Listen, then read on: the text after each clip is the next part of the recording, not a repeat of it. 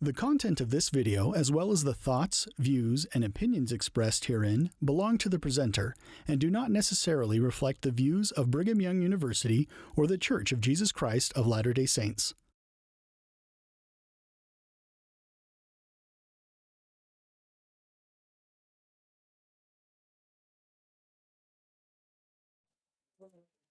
Okay, welcome you to class today. Glad to see you here.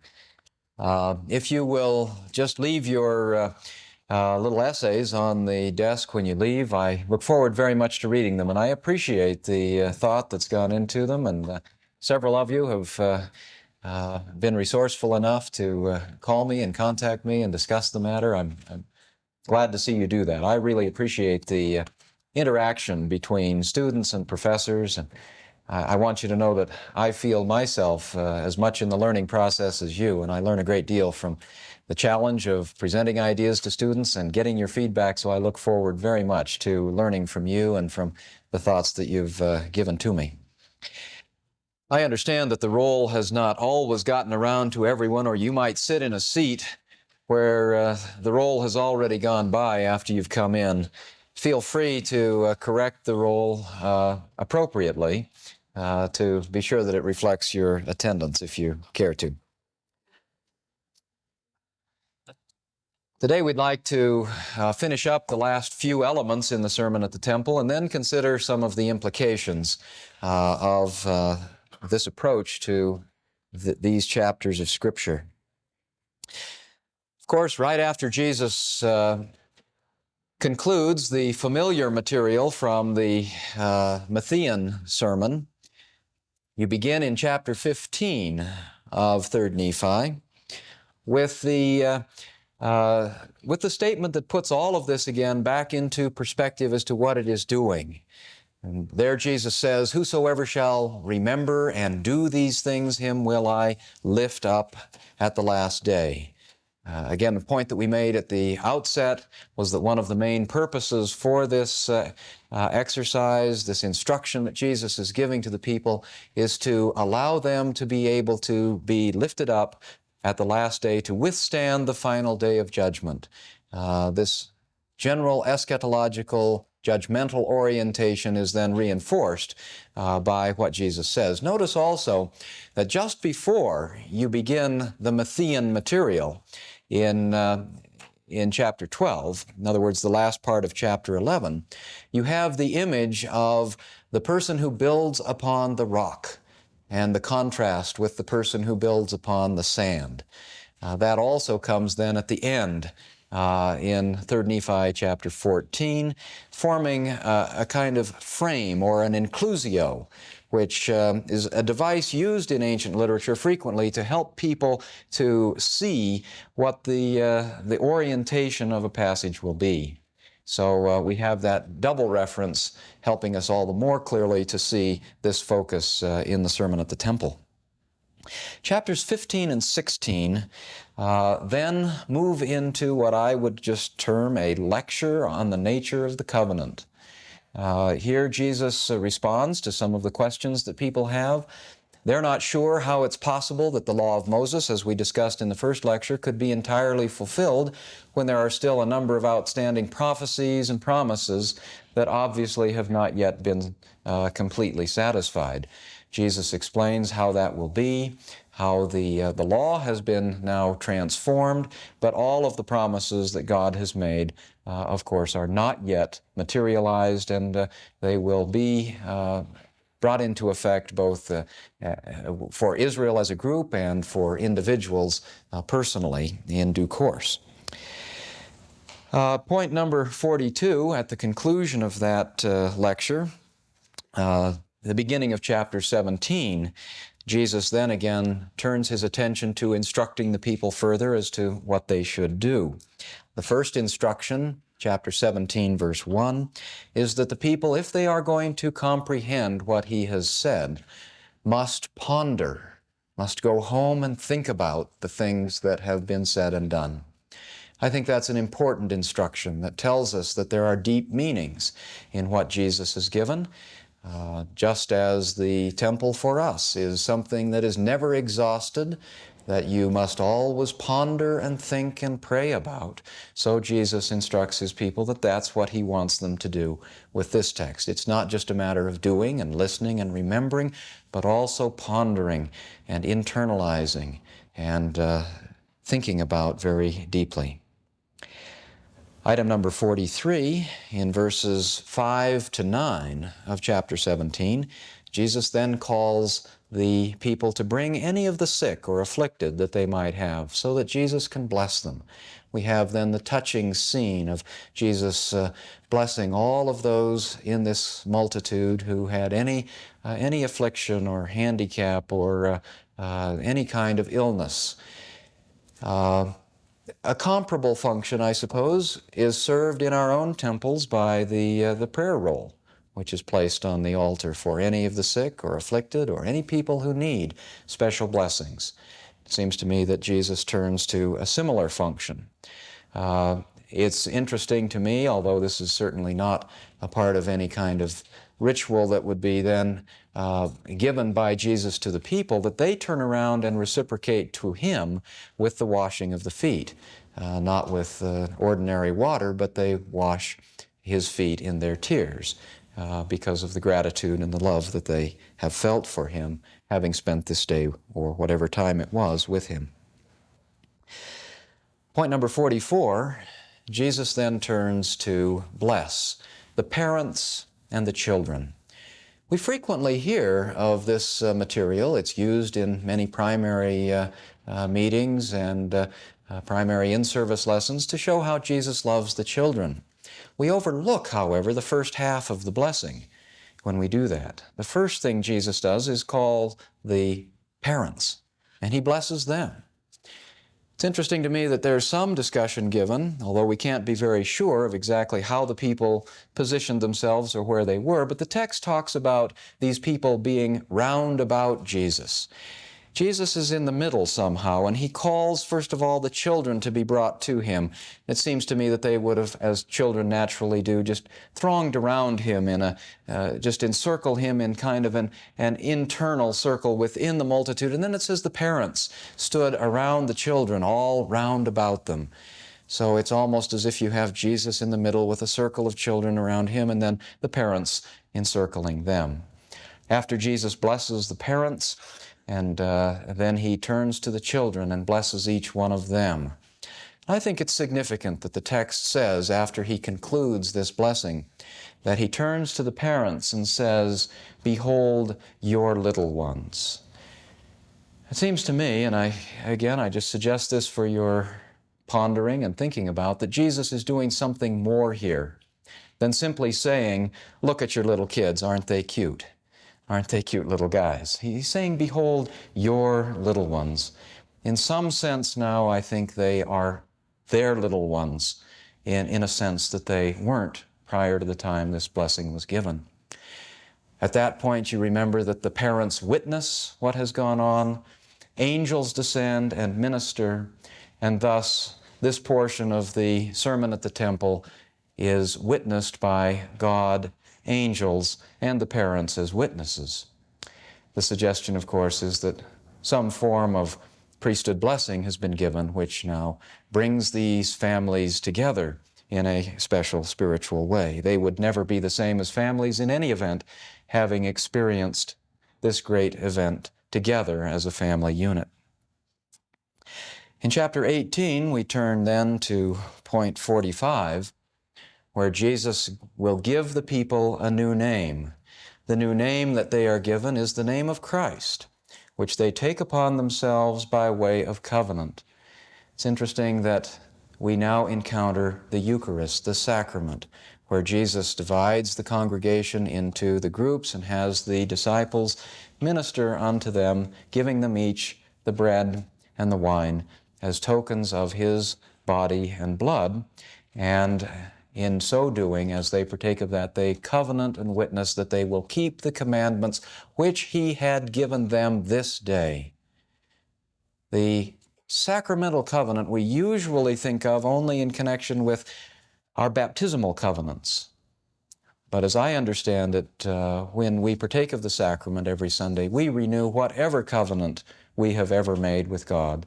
And so it's the full range of covenant relationship that's being renewed and enriched and represented by that.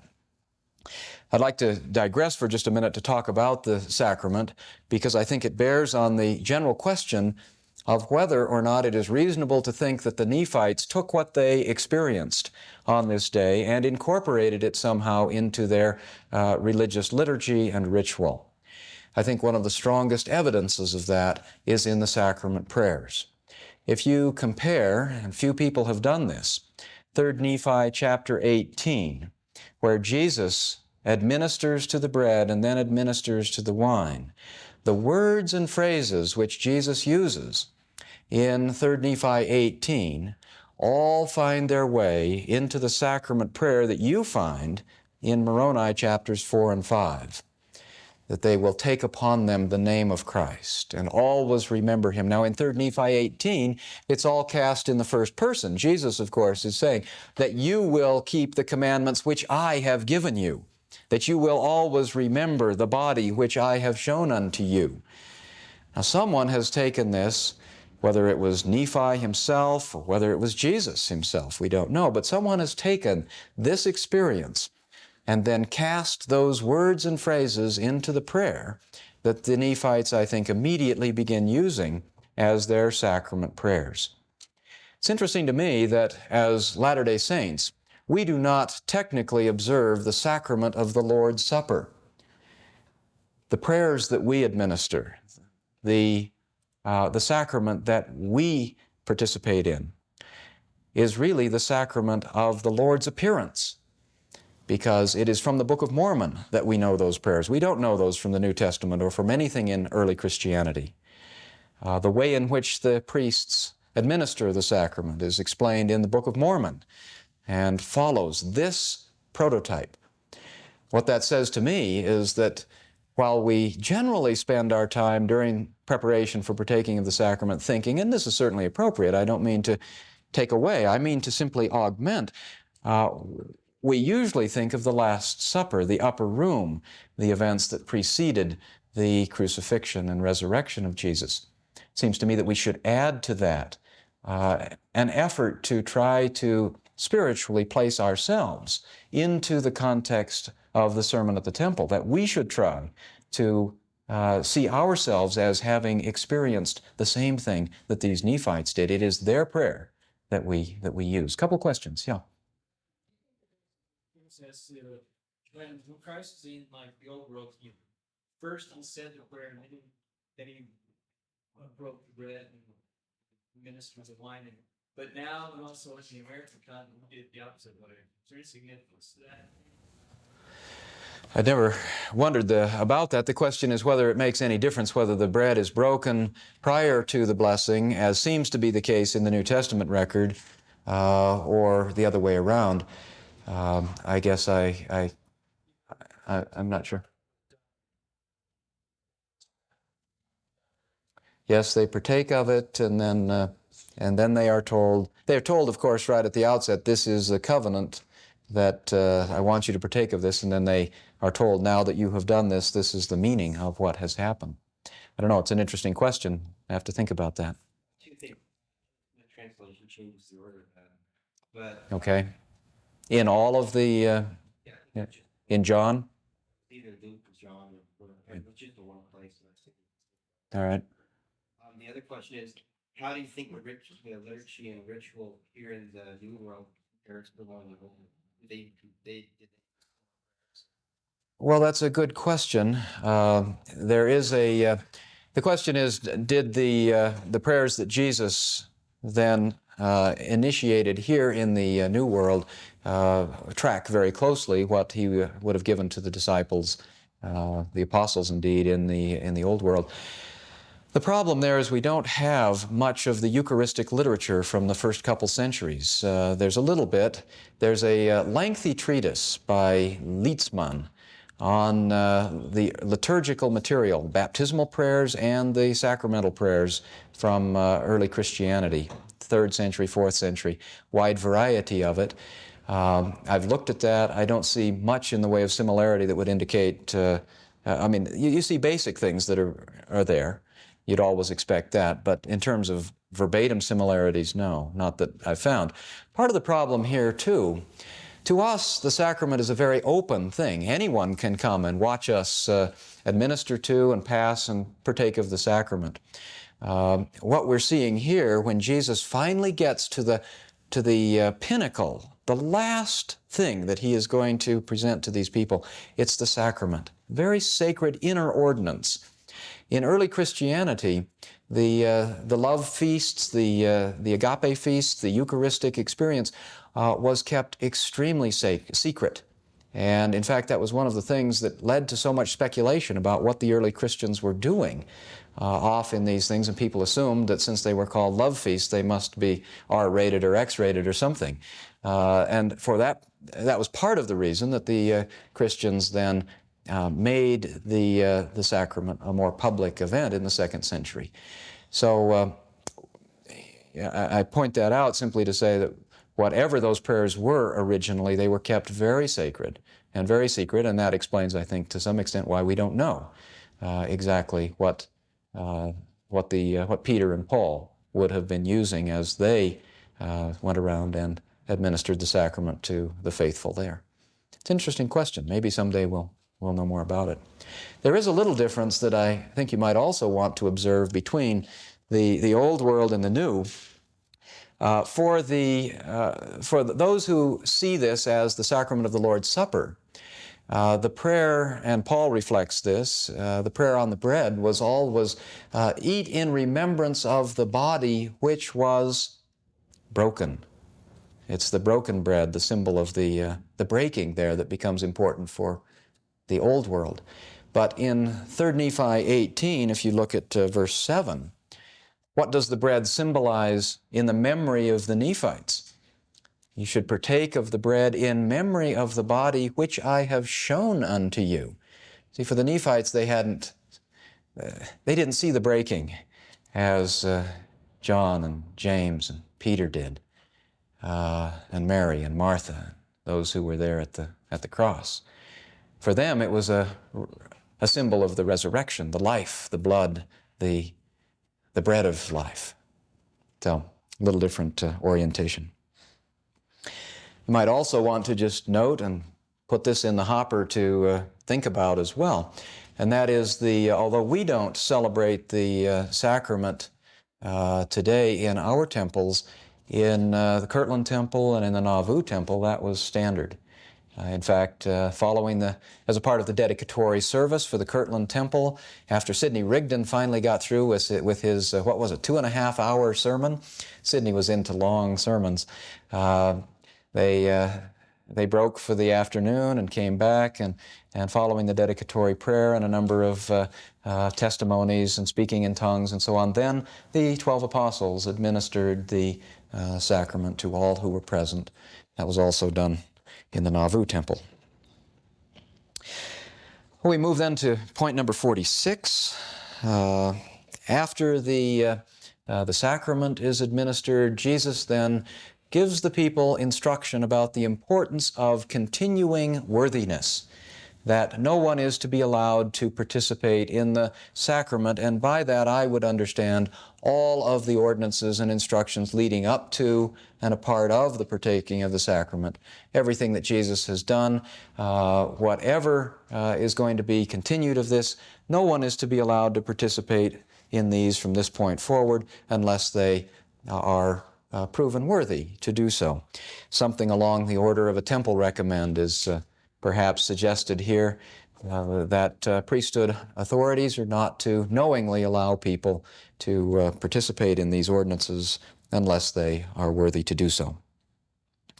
Finally, the last thing that Jesus does before he ascends that evening is number 47, the end of chapter 18. He lays his hands upon the 12 whom he has chosen and gives them the power to bestow the gift of the Holy Ghost.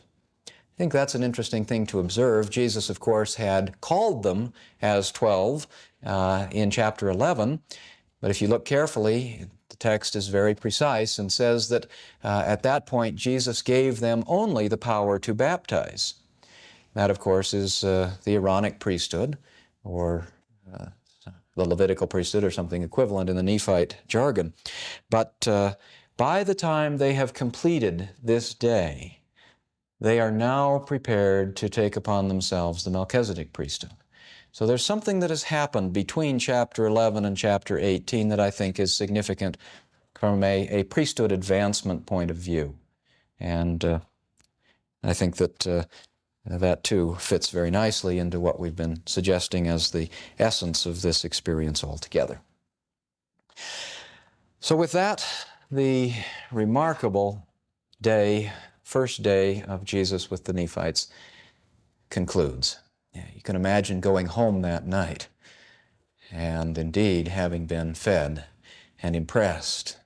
And when Jesus says, go home and think about this, there's certainly a lot to think about.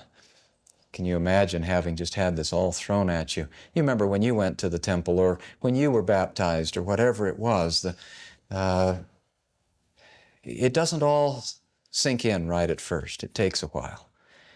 And you can just imagine how these people would have felt after not just a first discussion or a second discussion, but basically getting the whole banquet in one sitting. Really rather staggering. I'd like to turn my attention now to the assignment that I asked you to think about, and that is just a question of implications of this. As I've thought about this, I'd like to divide the implications into 4 different groups. I'll suggest a few that I've thought of, and perhaps you'd like to share some that you've come up with. There may be more than 4 groups, but for purposes of being a little bit organized, if you try to think where your ideas might fit, if you want to contribute them, let's do it this way. There are implications for the Book of Mormon in what I'm suggesting. There are implications for our understanding of the Sermon on the Mount, the New Testament, and early Christianity, and the apostasy. There are, number 3, implications for our own temple worship and temple attendance. Number 4, there are implications for our reading and studying and understanding of Scripture in general. Let me come back up to the first one. Some implications for the Book of Mormon.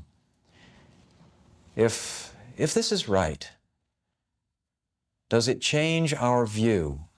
Does it affect our view of the Book of Mormon? As I said last time at the end of class, the Doctrine and Covenants affirms that the Book of Mormon contains the fullness of the gospel. One of the criticisms that has been raised by people, and some legitimately and serious seekers of truth, and others who are simply trying to discredit the Book of Mormon, ask, well, if the Book of Mormon contains the fullness of the gospel, why doesn't it contain some of the things that you Latter-day Saints think to be of ultimate importance? It seems to me that perhaps we can answer that question now in a more powerful way than we had ever suspected before. Indeed, of the Book of Mormon, it is said that it will be viewed as a weak thing, as a thing of naught, and that it's out of some of the things that will be viewed as the weakest of all that the Lord will turn those into great strengths. Sometimes we look beyond the mark. There it might be right under our nose, and yet we don't see, we don't perceive. Our eyes and ears are not attuned, and we're not ready, or maybe it just is that it's not the time for those kinds of things to be brought forth. I don't know. It seems to me that there's some implications here for the translation process of the Book of Mormon. It has been suggested by not only critics of the Book of Mormon, but some very astute students of it, including B.H. Roberts and others, that when Joseph Smith got to certain portions of the text, after all, translating was a very difficult process, that he would simply open his King James Bible and, if he found that, this is good enough, Jesus gave some kind of sermon. What kind of sermon might Jesus have given? Well, we just take and kind of crudely splice into the text a body of material known because, after all, it seems to work. I find that to be now a much less likely explanation for the similarities between the King James language and indeed the King James translation of the Sermon on the Mount than I had before. It seems to me to run against any likelihood that these materials could be worked into a coherent whole from chapter 11 to chapter 18 in the way that we have seen it work. That it fits exactly into that kind of context so neatly, if indeed this is just some kind of expedient or crude kind of incorporating of foreign material that doesn't belong. But more than that, it also seems to me to fly in the face of a lot of historical information about how the translation took place. And we probably, in this light now, need to go back and think this through one more time. At least the testimony of Emma in 1879 was emphatic that Joseph never had notes or books or any materials in front of him. David Whitmer in the 1880s, and I recognize these are late testimonies. Nevertheless, they are by people who were present and understood and saw this process of translation. To them, they never saw Joseph Smith using any other books or notes. And if as was the case in most of the translation of the book as we have it, Joseph was using the seer stones with his head in the hat. Very difficult to put on the table anywhere into that kind of configuration a book that he is somehow pulling out and using. People say, well, what about the curtain? Wasn't he sitting behind a curtain so that he could deceive everyone? No. Emma and others, Oliver Cowdery's wife, Elizabeth Ann Whitmer Cowdery, testifies in correspondence that would have no reason for being prejudiced, that she often sat and saw them translating. Yes, there was a curtain, but the curtain was only over the door to prevent people, at least in the Whitmer farm, from breaking into the room and surprising the people who were working. There may have been a curtain between Joseph and Martin Harris when the 116 pages were translated. And all of the description of the curtain stuff comes from some early statements that were attributed to Martin Harris, and some of them coming through Charles Anthon. So it may have been that when he was using the Urim and Thummim, a slightly different method of translation was in place, especially if Martin Harris, as the Book of Mormon, as the Doctrine and Covenants calls him, that wicked man, was not yet one who the Lord wanted to see the plates or the interpreters.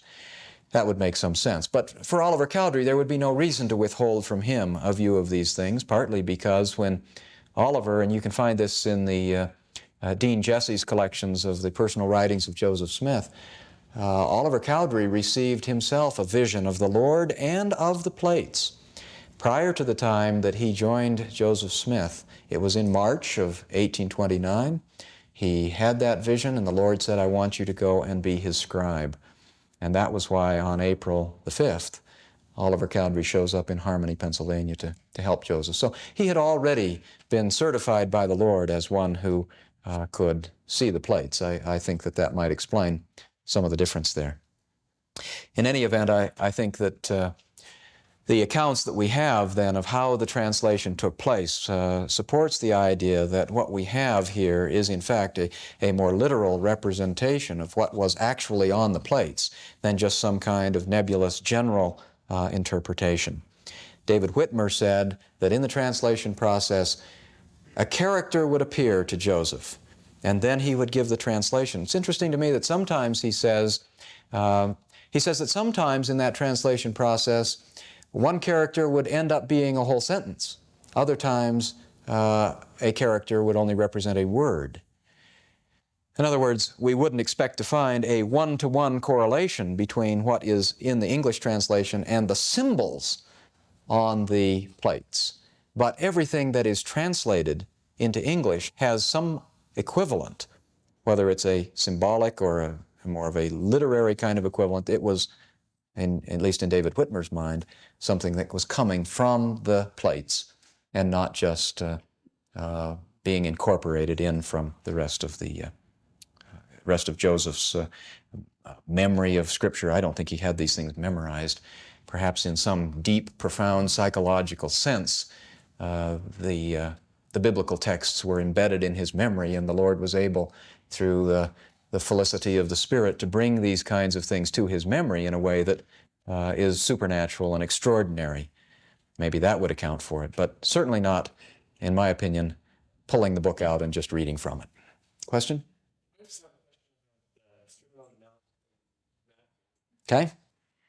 Part of it says, "Judge not with this justice of translation." That it's down in that, like that. But in the Book of Mormon, it has to be drafted and have been naturally. Right. Well, the Sermon on the Mount in the JST is not exactly the same as the Sermon on the Mount in the Book of Mormon. I account for that because the JST makes it clear that Jesus is giving that instruction at that time, the way you have it in the JST, at the very beginning of his ministry when he first calls the 12 and sends them on the mission. It is now being used in a missionary context. I conclude from that Jesus gave the Sermon on the Mount more than once. The basic text remained the same, but certain portions of it could be changed to adapt it to the various audiences or the needs or circumstances. I think he gave it when he called the apostles and sent them out when they needed to have power in order to act in his name. I think he gave it to them again after the resurrection, before he left in Luke 24. I don't know how many times he gave it, but one of the premises of New Testament scholarship is that Jesus said everything only once. And therefore, our chore as scholars is to try to plow back into the texts and find what the original form of the saying was. When you compare, for example, the prayer in Luke 11 with the prayer in Matthew 6, or the Beatitudes in Luke 6 with the Beatitudes in Matthew 5. The task that the critical New Testament scholars have taken upon themselves is to find what the original form of those Beatitudes must have been. That assumes that there was only one set of Beatitudes, and that Jesus only blessed people once, and that Jesus only taught people how to pray once. I guess I just find that really hard to believe. He worked for 3 years. Any of you who have preached the gospel for a couple of years know that you give the same discussion more than once. And it's not always exactly the same, as hard as the MTC might try to make it that way. Well, that's jumping a little ahead to implication area number 2, though, for implications on our understanding of the New Testament. Let me, before we leave this point of translation, let me make just a couple other points. There's an interesting thing you should know a little about. Well, let me give you this example and then explain some of the others. In Matthew chapter 5, verse 22, there's the saying, "You have heard it said of old, thou shalt not kill, but I say unto you, whosoever is angry with his brother is in danger," etc. Now, in your King James Version, you read there, "For whosoever is angry with his brother without a cause." Okay? In other words, if you've got a good cause, then you're okay.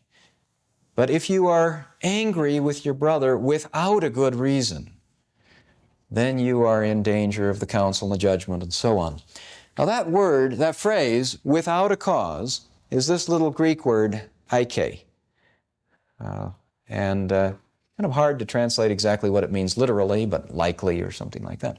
Now, the interesting thing is when you go to the earliest manuscripts, several of them, P64, P67, these are New Testament manuscripts that date to around 200 AD, among the earliest New Testament manuscripts we have.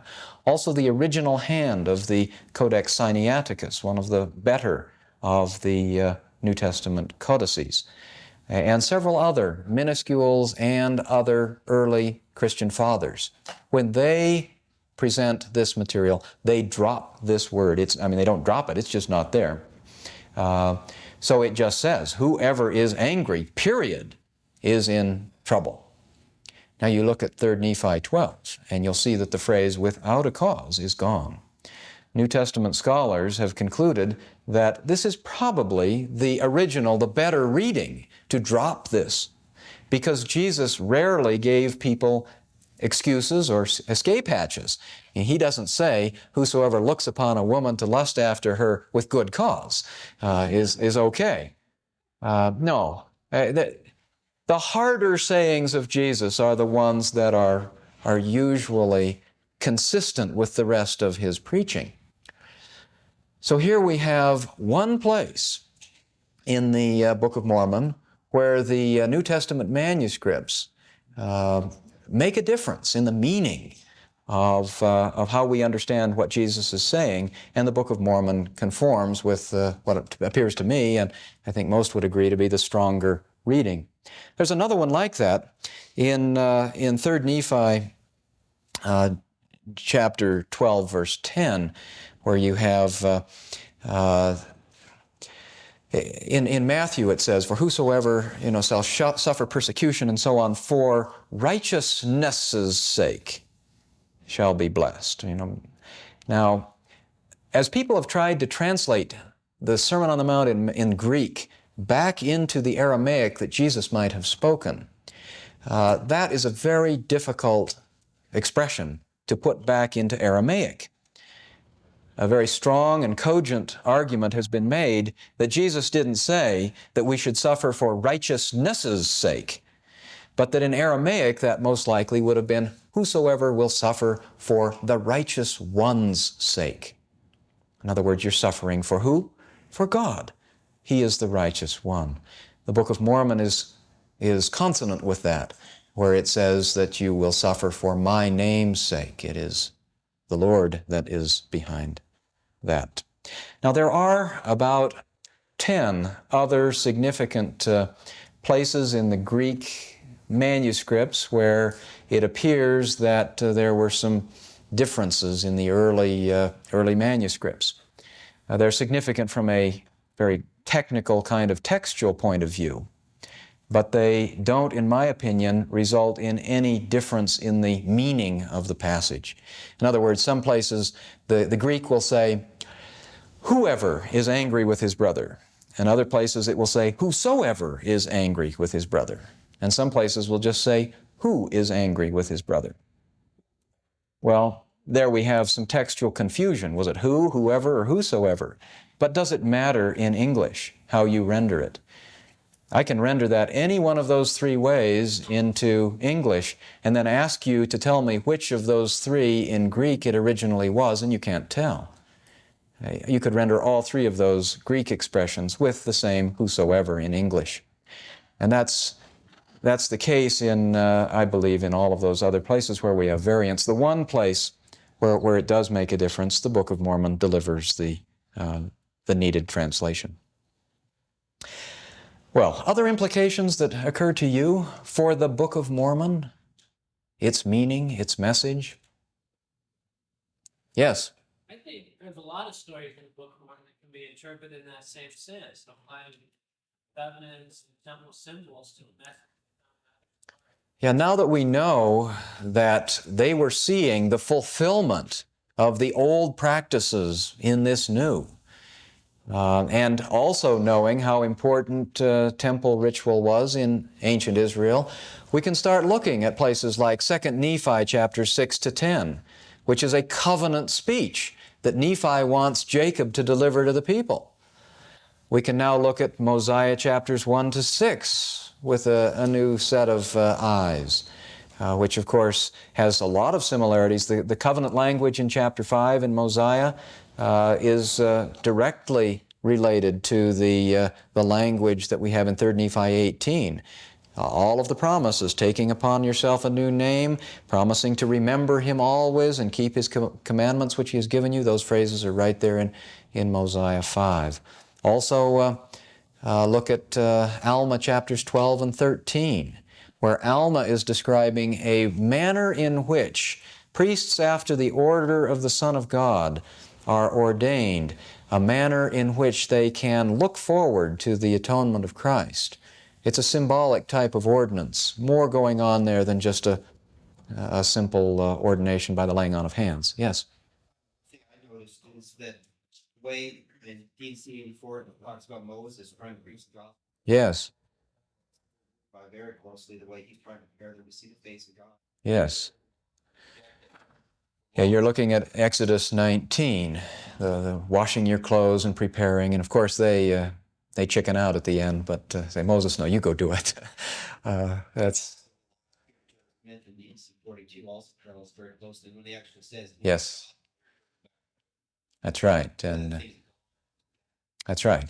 So the DNC 42, which is known as the law, these are the rules by which all people who participate in the new and everlasting covenant are bound, and notice the similarities there again to the Ten Commandments and basic teachings that are present in all of these texts.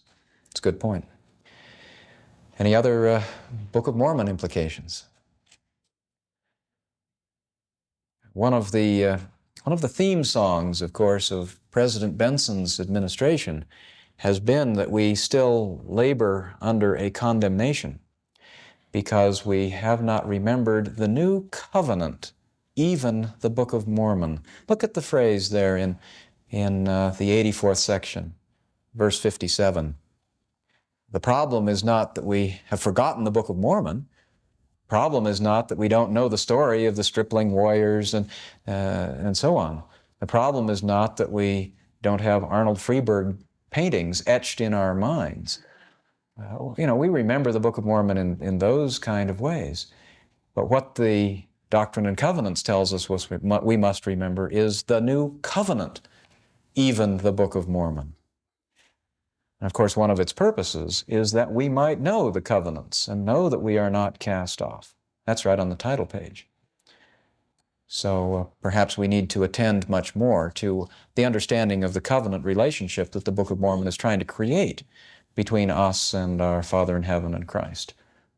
All of these kinds of texts work into that objective. Well, what about implications for the New Testament? If what we're saying is correct about Jesus' teaching, what does it do to your reading of New Testament materials? Any things that go off there? First of all, what about the composition of the Sermon on the Mount? The idea that Matthew, late in life, sat down and pieced together out of his scrapbook, his treasures of truth or whatever he kept, little sayings of Jesus kind of on the order of the Gospel of Thomas. Well, it seems to me that when you have a Socrates, a Jesus, a Buddha, whoever it is that stands as the fountainhead of a powerful new religious movement or ideology or philosophical school, it is rarely the followers who come traipsing along behind, especially when they're fishermen, who somehow impose upon these miscellaneous sayings a coherent order. Somehow we have this view that, and maybe it's created by something of an enamorment with evolution, that things always start out simple and then get complex.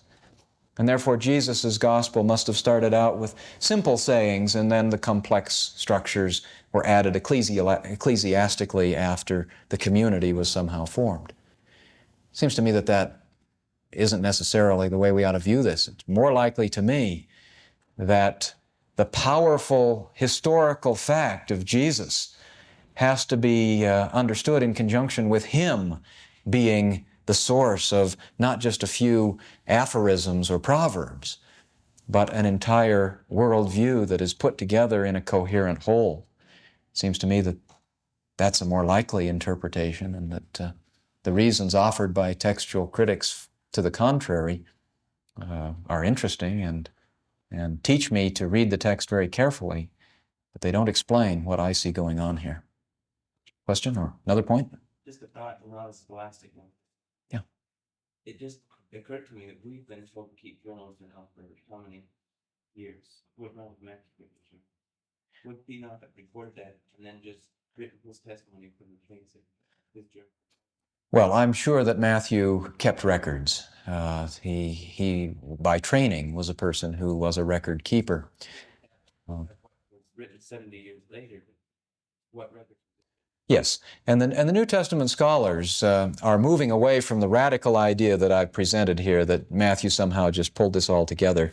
There are too many things in the Sermon on the Mount, even as we have it, that are inconsistent with the agenda that Matthew seems to be imposing on the text in other places where you can see that he's doing it. And just vocabulary.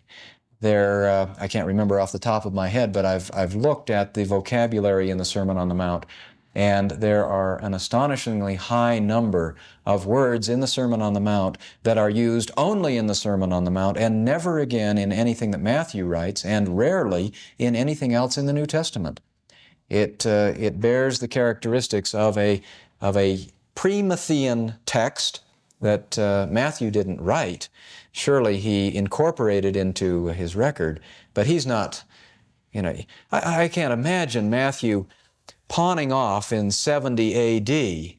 a gospel and saying, here, this is what Jesus said to us on the mountain. You remember? Hey, there were people who were still around who remembered. And they would have said, gee, I don't remember Jesus ever saying that. How's this going to be bought? How's this going to be pawned off on people? Their memories were not that short. Beside that, there are too many evidences that the sermon served a role in the late 30s and early 40s. In the ward or branch or community, it's actually called a synagogue still in the Epistle of James, in Jerusalem. And it was used, according to the best scholarly opinion right now, as a cultic reminder of the covenants that people made when they joined the Christian church. So it served a role that indicates that it would have been a text known and kept and not just created late in the day. Well, it invites us also to look every time you see other passages in the New Testament or in the early Christian literature where Sermon on the Mount phraseology is used, to wonder now. It takes on a higher level of spiritual significance. It's got an aura about it. If this text is more than just a moral discourse about turning the other cheek and being a nice guy. Another thing in terms of apostasy, if you look back again and reread 1 Nephi chapter 13, where Nephi prophesies about the loss of plain and precious things.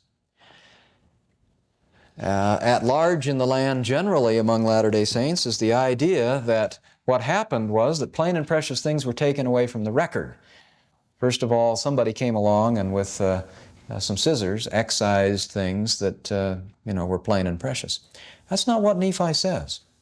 If you read the order in which he presents the apostasy and the process by which it occurred, first he says that they will take away plain and precious parts from the gospel. And next, they will take away the covenants of the Lord. And third, as a result, plain and precious parts will be left out of the record. The process is first a change in the understanding of the gospel. Once the gospel is changed, they don't understand how to use or have the power to administer the covenants. And then once those things are gone, then the later collections of records have a hard time understanding or explaining, perhaps omitting certain things that they just aren't doing anymore, and so forth, so that the cause is not a textual problem, it's not a transmission or a scribal problem. In fact, I think in many cases, the plain and precious things can still be right there in the record. But if the knowledge has been taken away from the gospel, and if the understanding of the priesthood and the covenants are gone, then you can read exactly the same words and just understand it in a completely different light. The result is exactly the same either way. Well, that's the bell. So we have one more session together, which will be on Wednesday. We'll wrap this up and try to pull together a bit of an overview for the remainder of 35 as well. So thanks very much. I'll see you next Wednesday.